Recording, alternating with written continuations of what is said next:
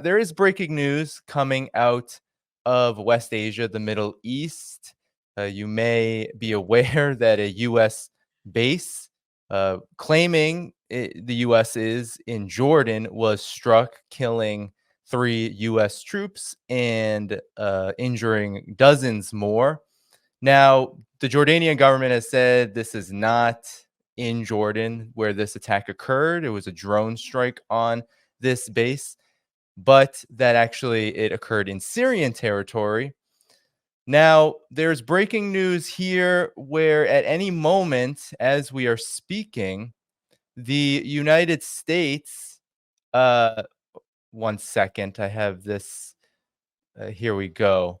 So the United States, U.S. officials are actually preparing for a retaliatory measure, retaliatory action against so-called Iran-backed groups and or Iran, which could begin in the next few days, consisting of waves of strikes against a range of targets, including Iranian and Iran-backed forces in Iraq and Syria, as well as Iranian naval assets in the Persian Gulf. So, Scott, what's your impression of this? This feels like another major escalation in what seems to be a powder keg in the Middle East that the United States and, of course, Israel, which really started this whole thing, has ignited. Well, first and foremost, let's start with the American facility that was struck by this drone. There. If you take a look at it, it's the Al Tanf facility, Area 55. I think they call it. It's an expanse of desert in Syria along the Syrian border with Jordan. The main facility is in Syria proper, and it's where the United States, together with some of their NATO or European allies, I think right now there might be a Norwegian presence there. They provide a training and assist mission to forces that we claim that what we're doing there is anti-ISIS, that we're taking on the Islamic State, but actually what we're doing is aligning ourselves with tribes in the region that used to be affiliated with the Islamic State, and we're using these forces as part of our effort to destabilize the regime of President Bashar al-Assad, the president of Syria. We're there illegally. The Syrian government hasn't invited us into Syria as they have, for instance, the Russians or the Iranians. We're there illegally. We don't even have a legal authorization from the United States Congress to be there. We're just sort of there in this mission. And we have several hundred American troops there. The vast majority of them are at this base in El Tanf. Right across the border, there's a number of facilities. There's a UN school that's out of business, but we've taken it over. We use it for logistics. And there's a place called Tower 22, where, again, we have some logistics things. We are claiming that the drone struck Tower 22, which would mean that it struck inside Jordanian territory. The Jordanian government saying, no, drone didn't strike inside Jordanian territory. It struck inside Syrian territory, where the vast majority of these American troops are. The fact that we continue to overemphasize that this was in Jordan just underscores how much we're lying. And how much we don't admit that we have an illegal presence inside Syria that is impossible to justify. So let's just start right off that the drone that struck this base struck American soldiers who are illegally on the ground in Syria, carrying out a mission that has nothing to do with countering ISIS and everything to do with this decades-long fantasy we have that somehow we can undermine and destabilize the regime of Syrian President Bashar al-Assad. The base was struck as part of an ongoing effort by pro-Iranian militias, both in Syria and in Iraq, to punish the United States for its continued support of Israel and the ongoing genocide that Israel is perpetrating against the Palestinian people. And this is important because this strike didn't just happen out of the blue. There's been scores of attacks of this nature that have been unfolding for weeks, and American troops have been wounded in these attacks. And why do I bring that up? Because the United States right now is struggling, saying, okay, what are we going to do? Why hadn't we already planned that out? I mean, we have American troops on the ground in a region that are being attacked. The key thing about deterrence is that if you want to deter somebody from doing something, you don't develop your deterrence strategy after they've done that which you're trying to deter.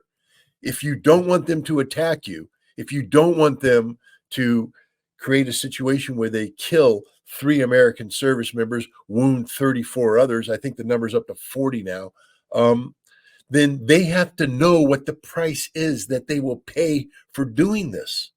But what we've been doing is, they strike us, then we strike them, a little target here. They strike us, we strike them. We're not deterring, we're reactive in nature. And so now we have a situation where we're trying to develop a deterrent strategy, a deterrent, an operation of deterrence after the fact. We haven't deterred anything.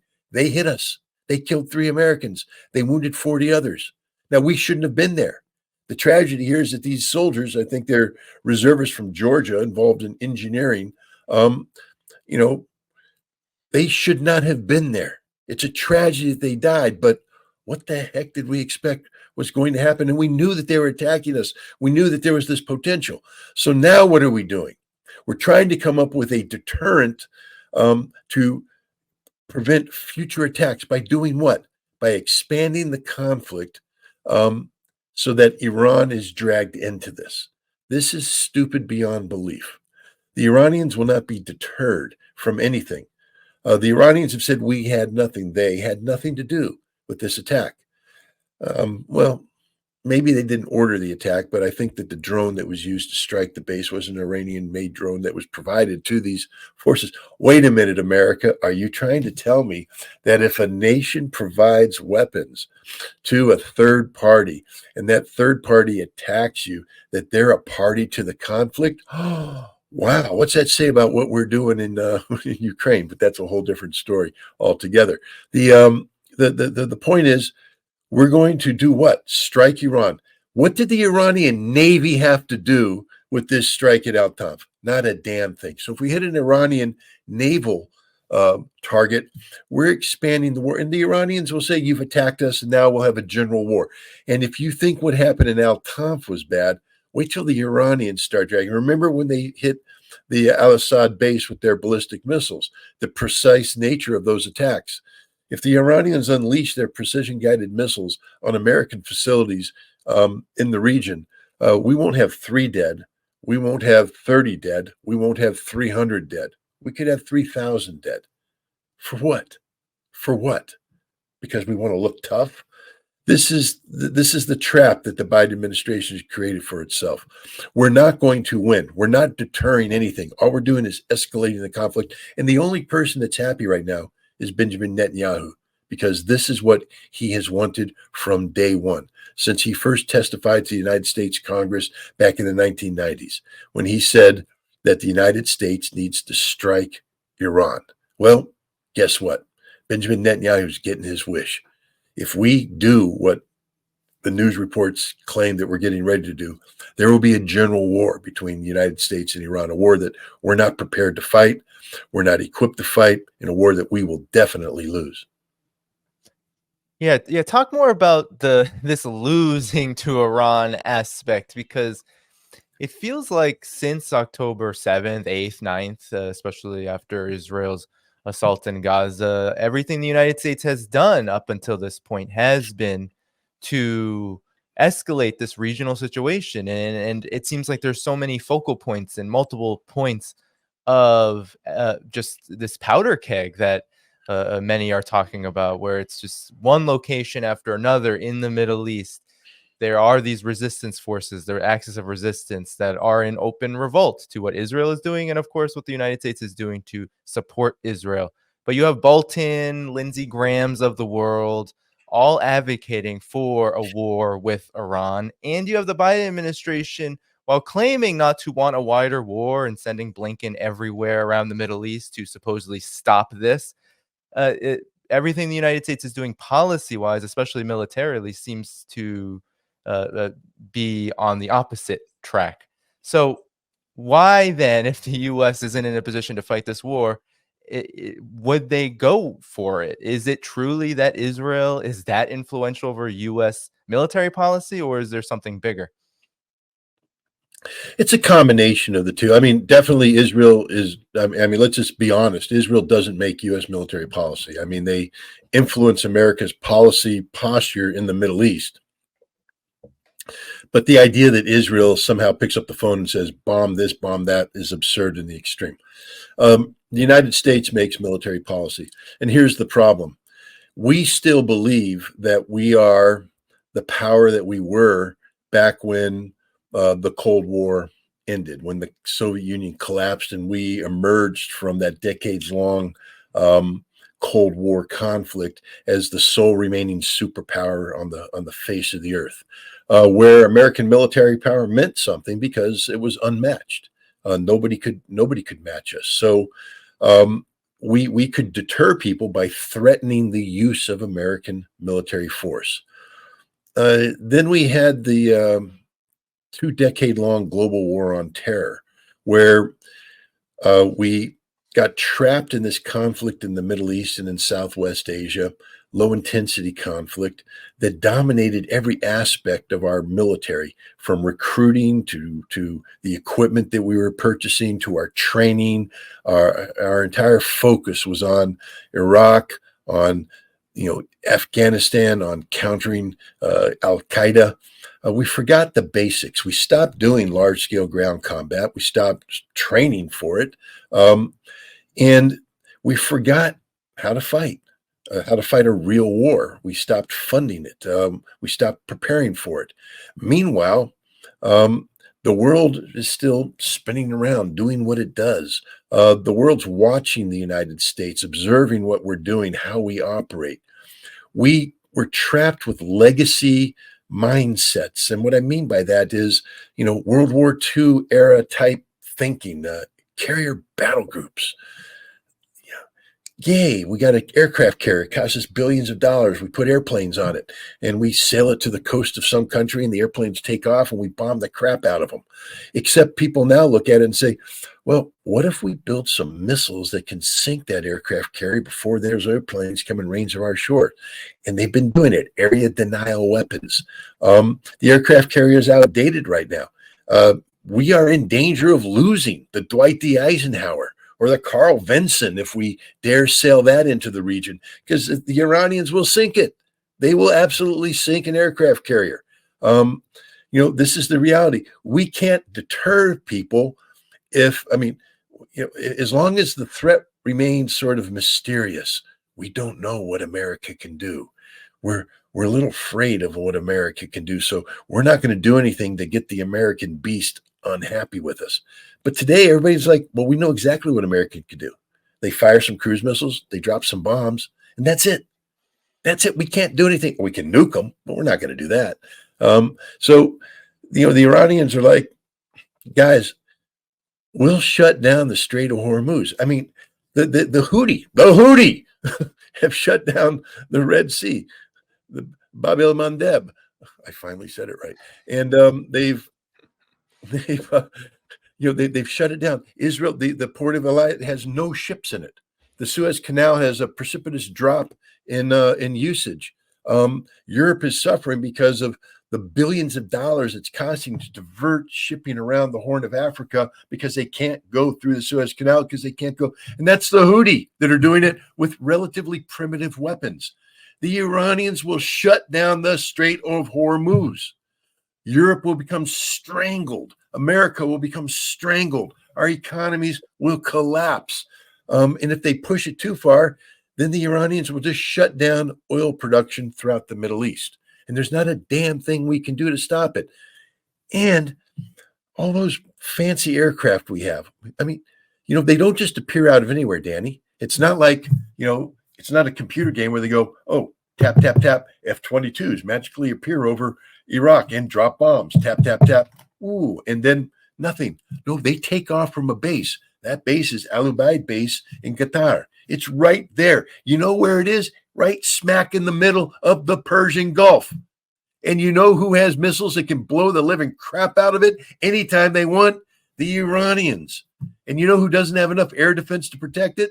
The Americans. We'll lose that base. So all the planes that we think we're going to be using to carry out this fancy air campaign against Iran will be destroyed. Nobody's thinking. There's no one home in the White House. We don't have the military capacity to deter squat. And if we think we want to stand up fight with the Iranians who have spent the last 30 years watching us operate in Afghanistan, in the Middle East, let me give you just a pro hint on what war with Iran is going to be like. Two little short stories. One, Israel, our proxy, 2006. The Israelis had a commando. They have a commando force, Syrian Matkal. It's their elite Delta Force type unit. I pounded my head a little too hard on that one, and it's stinging. But they're launching an attack on a village against Hezbollah, who are trained by the Iranians, who have Iranian assistance. The Israelis are using frequency hopping encrypted radios provided by the United States. It's almost impossible to intercept the stuff, and even if you intercept it, by the time you decrypt it and get the read, it's too late. It's really good tactical stuff. So they're communicate. Meanwhile, the Iranians are on the other side, and guess what they did? Yeah, they broke into the frequency operating radios, and they synced it, and they decrypted it real time, and they have a linguist trained in Hebrew who can mimic voices. So they're able to break into the Syrian Matkal radio net, mimic the attack commands, and force this unit to attack prematurely, walk into an ambush where they are almost wiped out. That's what the Iranians did. We can't do that. They did it, and they gave it to Hezbollah, 2006. They've gotten so much better since then. The United States had a drone they called the Beast of Kandahar, the giant B-2 looking stealth drone, and it was taken off from Kandahar. It flew that mission over Abbottabad in Pakistan, provided, remember that famous photo of the White House all staring at the screen during the SEAL raid against Osama bin Laden? That's the drone footage coming from the Beast of Kandahar that's hovering over there, and it's flying around. The Iranians parked people outside of Kandahar, and they just sat there and intercepted signals. Okay, so the Beast of Kandahar is taking off. Let's intercept the ground control signal.